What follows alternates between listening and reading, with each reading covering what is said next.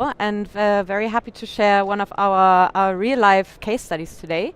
So I'm Caroline. I'm a senior ERP consultant at Bob, and today I would like to share one of our customer success stories and how we, together with a client, of course, managed to restructure key processes and significantly reduce labor costs for a grocery delivery service in the Caribbean. So if you have any questions throughout the talk, please don't hesitate to scan this QR code, and then we will have enough time in the end to cover them all. So our agenda for today is I would like to talk to you about who we as Bob are, who our client is actually, and then I would like to start with what we have achieved first, and then would like to guide you through how we actually managed to do it. And then, of course, the interesting thing is what is coming next. So we are Bob. This is a beautiful picture of us. So we are a Berlin-based, outcome-driven Odoo agency, and Bob was started about 3 years ago by two of our founders. It's Philip, you see up left, and Ferry on the bottom right. And both were entrepreneurs before, so they are very experienced in starting and scaling their business themselves. And yeah, we are lean, yet a senior team of 6. And yes, you can meet us all here at the OXP, actually sitting here in the front row, cheering on me today. But it's not only us. So when a challenge needs it, we have the privilege of pulling in a trusted market expert, actually from our network, to pressure test our approach. Our guiding principle is simple yet very effective. We think people first, then process, and then the technology. Because as much as we love Odoo, the system is rarely the bottleneck. We rethink the operational model first, and then let Odoo, mostly standard, support us in finding the most robust operational solution. And today I walk you through how we did exactly that for one of our clients. We call them C-Bytes today because they're actually still operating in stealth mode. So who's the client and what does C-Bytes actually solve as a problem? Picture this. You're on a boat in the Caribbean, which is already very nice to picture actually. And you're there with like family, friends, and but you need groceries, right? So if you have like dinner tonight or you need a bigger chunk of groceries for a multi-day trip, C-Bytes is there for you. And instead of juggling island shops and WhatsApp lists and all this sort of things, you just open the C-Bytes app, pick whatever you need from actually almost unlimited product assortment at a supermarket price, choose a convenient delivery window, and then it shows up on time. And I have this video here again. So you're sitting on this beautiful yacht right here, and then C-Bytes is coming with a smaller boat and actually delivering the groceries to your boat. So the actual problem they solve, they have a reliable provisioning in the Caribbean with basically zero drama. So let me give you a little bit more context of C-Bytes. So they are live on a few islands in the Caribbean already, on Guadeloupe, Martinique, and Canouan, for example. And we, for our first go live, we took Martinique as the first and only island by now, because it has like the most revenue. And how they operate, they have like one warehouse per island. They offer like a 100% product availability for their customers, so nothing is out of stock on the app itself. They have a B2C B2B customer service, and they deliver like this on-boat delivery, which I just showed you on the video. But they're also doing harbor delivery, so when the boat's actually in the harbor waiting for the next trip, they can also deliver there. You have a 2 hours delivery window. They also have like a special request placeholder, meaning you can also wish for whatever you want, be it like fireworks, be it a special bottle of champagne, or the biggest bouquet of flowers. They have this placeholder, and they're really trying to make this work. And they basically had no cutoff time when they approached us, which is challenging throughout the first go live. So when they approached us with the following pain points during summer, so 3-4 months ago, they actually had the usual pain point those kind of early startups have. so they didn't have any inventory. They had a complicated substitution management because, as I said, they provide actually, or they offer everything, so they need to substitute on the spot whatever they don't have available in stock. And what they didn't have available in stock, they immediately went for a shopping trip actually for almost every single order. So you can imagine the labor costs were very, very high. Fragmented tool landscape also, as most of our clients do, which resulted in a high labor cost per order. So to make it a little bit more tangible, what did we actually achieve during the first two months? We achieved to have like an inventory accuracy, so we achieved to implement inventory. We managed to reduce the substitution management, and we managed to reduce the top-up shopping, meaning we reduced the amount of shopping trips they did for each order, which in the end led to a decrease in labor cost per hour from almost 15 hours per order. You need to imagine that, like 15 hours per order they were spending in the warehouse and delivery, and we managed to reduce it to 10.5 hours, so it's like a reduction of 4 hours. So how did we actually do it? We as Bob have a certain approach of like managing the project with our clients. We always start with a discovery first, so it's a 2 weeks of discovery. It's the time where we really identify the problem, measure early, and analyze the pain points. And for those of you that might realize, it's the DMIC framework. So we first do the discovery and then really put our fingers into the wound, we say in German.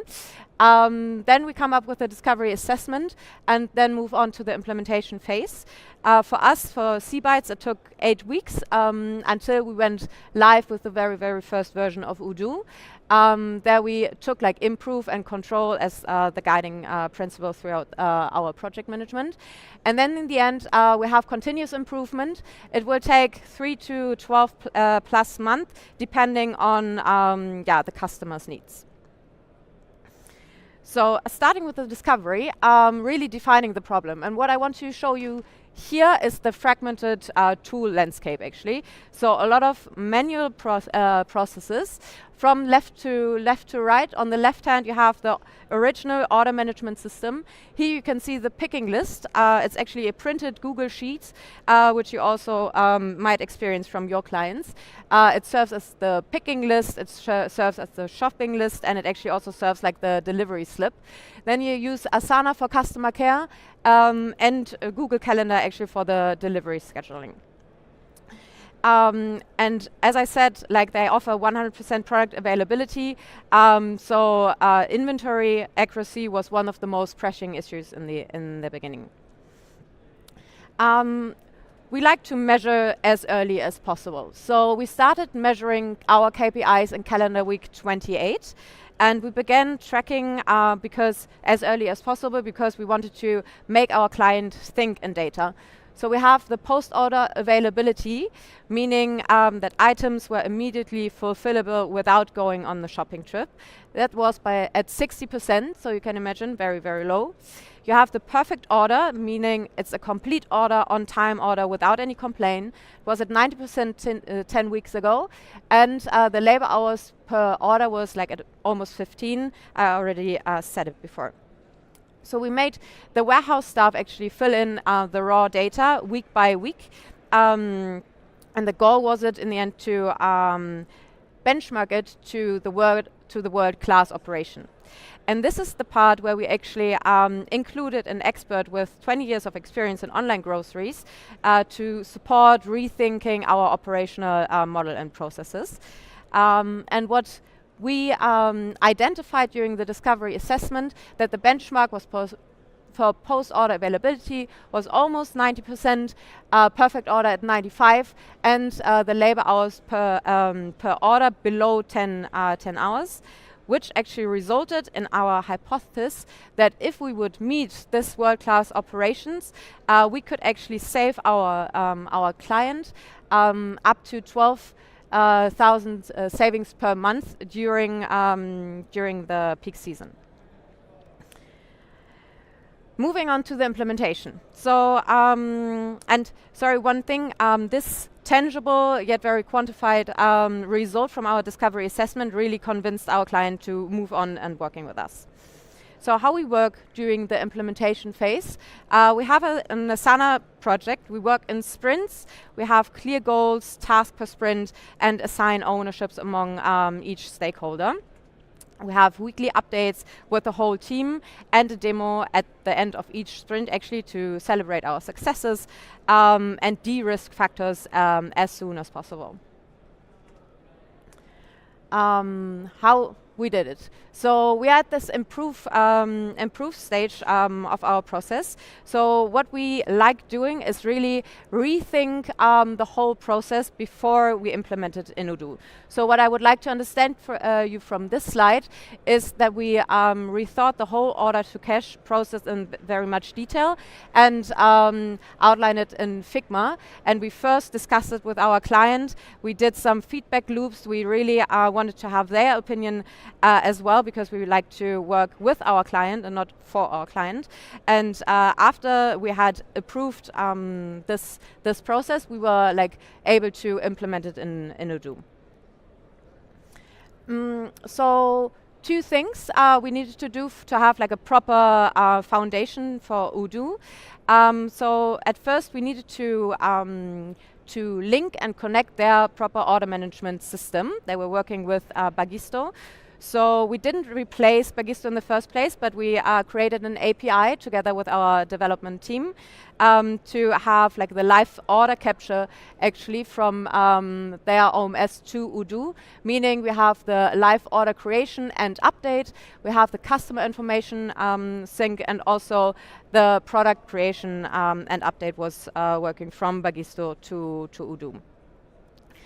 And then what we managed to set up with Odoo, completely Odoo standard, was the warehouse management actually.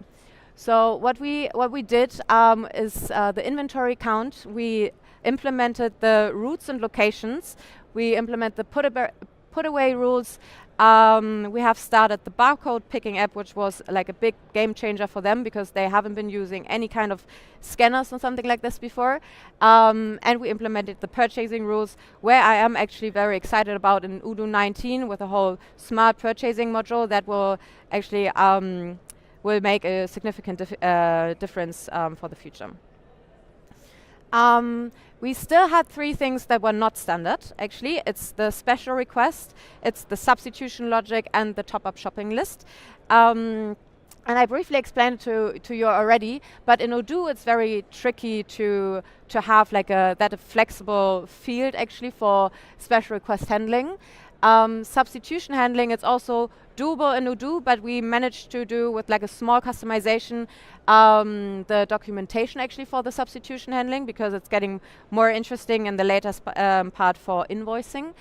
And then top-up shopping list, as I said, for each order they almost went to for almost each order they went to the supermarket, so they needed a proper list, like a picking list as well, in order to get everything that the customers actually wanted or requested. So here we can see the screenshot I added for the special request handling. So here you can actually see the sales order or confirmed customer order, how it's getting imported from Bagisto to Odoo. We already made some customizations you see up there for the delivery information, marina, pier, boat name, and boat name. The rest is quite familiar to you. And we have a few sales order line, and in the end, the last line is the special request. And what we managed to do is actually to add the description, the amount, and all the information you need as a warehouse employee in order to fulfill the special request. And what we also have exactly, we have a placeholder vendor kind of, so the special request vendor. So for each special request that is confirmed on a sales order, we have a purchase order created that can be used to go for a shopping trip as well. Improving the substitution handling. So what we did, we have a look at the delivery order actually, which is also our picking list. And as soon as we see as a warehouse employee that we don't have something in stock or we need to replace something, we can edit the delivery order lines. So far, so Odoo standard, but what was not Odoo standard is actually to sync the chatter with every delivery order edits that we made. And so this is here, you are on the sales order level, so we see the whole chatter which we changed on the delivery order, because that is very interesting for the customer care team and the invoicing team. And last but not least, what was the biggest scope for customization is the shopping trip. So here we are in this purchase module. So everything that we don't have in stock, it directly created an RFQ with a vendor supermarket. And what we customized here is the create shopping transfer action. So what does it do? It merges all the RFQs that are effective on the same order date, and it automates it sets the operation type to shopping transfer. It confirms the RFQ, and then it also we made a few edits on the barcode app. This is here the example you see from the shopping list, and what was not Odoo standard was that we see the price, for example. We can categorize, or like we can filter by category, and in this way the warehouse staff can actually take their phone, go to the supermarket, and have a very, very nice overview about what is needed. This was about like how we used Odoo standard and what we actually customized for our client.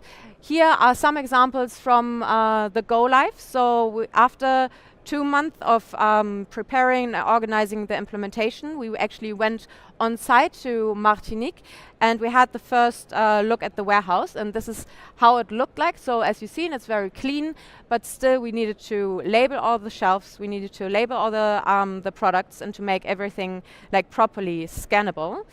And here you can also see how we went from pen and paper to the actual barcode app.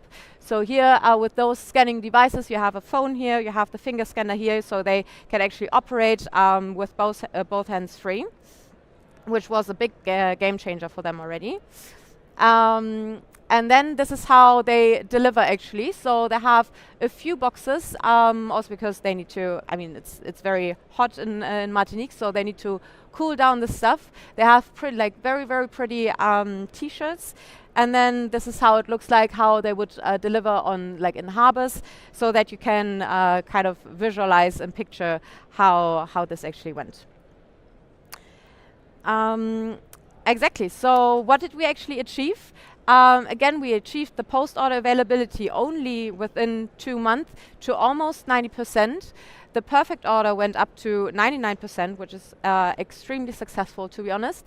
And if you see here, we managed to decrease the labor hours per order to 10.5 hours, which is not world-class benchmark yet, but I would say after 2 months we are on a very, very good track.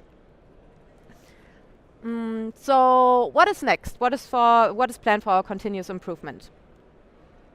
You can see the roadmap. So we used the first 3 months for the discovery and the implementation. We're currently in September, so we went live.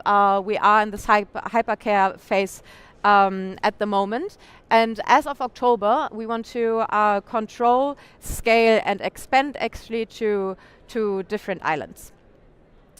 Yes, this talk should have shown you how the right methodology with the power and flexibility of Odoo can really, really make a difference in their operational model within a minimum amount of time. Yeah, and if you have any remaining questions, now it's the time. Happy to hear your thoughts about our project, and otherwise my team is sitting right in front of me, so we are really happy to answer all of your questions, or if you just want to get in touch, please don't hesitate to reach out.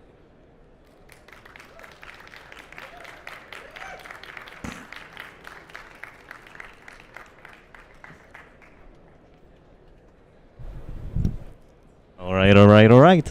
Thank you very much for the talk. You're welcome. There are a few questions in the pad. Okay. So the first one, what is the next island you are going to implement? As I said, we are only live in Martinique right now. There are a few, but Guadeloupe, for example, St. Vincent, so we have many islands on our list. Oops. What scope did you have to cut to go live so fast? What was the first What one? scope did you have to cut to go live so fast? What scope did we have to cut to? What scope did we have to cut? I mean, what is very challenging in the Caribbean, because the islands actually belong to different countries. So the whole financial part, or the whole accounting part, which is very tricky with all those different kind of taxes and fiscal positions, is now something that we need to tackle next, which we cut for the first implementation. Yes. All right. Were people able to quickly adapt to Odoo as a new tool? Yeah. So luckily, yes, because they had some bad experience with another implementation. So they were trying to implement another WMS system 1 year ago. And they have learned from their mistakes. It was the bad timing and bad communication actually with the warehouse staff. And we have managed to really include the client and talk to the client, and we listen to the client, I think, and that make them excited about this new project, and we really try to show them what benefit it will have for them. So they are all on board. They are super excited. The vibe during our on-site, during the go live, was really, really nice. So we really have them on board. It's amazing. Mm-hmm. How do you minimize unnecessary times spent with customers during the process? Unnecessary times with the customers. How do you minimize unnecessary? There's something adding, and Perhaps the whole hand-holding phase. Hand-holding. I mean, it's hard to say. I think there's not really unnecessary times with the customer, because the client is very customer obsessed. So they really want to try. They want to make it work, no matter what the client is wishing for, they really want to make it work. So I don't think that they would define unnecessary time for the client. All right. What are you doing exactly in the next phase? As I said, expansion is first on our list, and then all the accounting part. It's a very big scope, so if you are more interested, feel free to reach out to us directly, so we can talk about it in more detail. How did you calculate the time per order? Do employees seize their time? That's a very good question. I mean, it's a bigger calculation. So we in this phase we took the warehouse time and the delivery time into account, and we really measure it. It's too complex to say it to explain it in this short amount of time, to be honest. But please feel free to come to us, and then we can show you in more detail. Thank you very much. Our time is up, so there are a few questions left. Okay. But I invite people to come and meet you and ask you directly. Thanks everyone for attending. Thank you very much for the nice talk. Thank you.